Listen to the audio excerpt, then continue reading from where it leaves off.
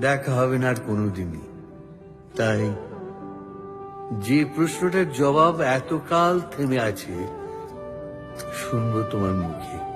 সত্য করে বলবে তো? আমি বললেম বলবো। ভালো থেকো দীপ।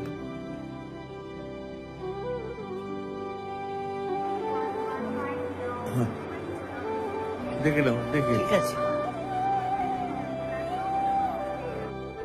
বাইরের আকাশের দিকে তাকিয়েই শুধলো আমাদের গেছে যে দিন,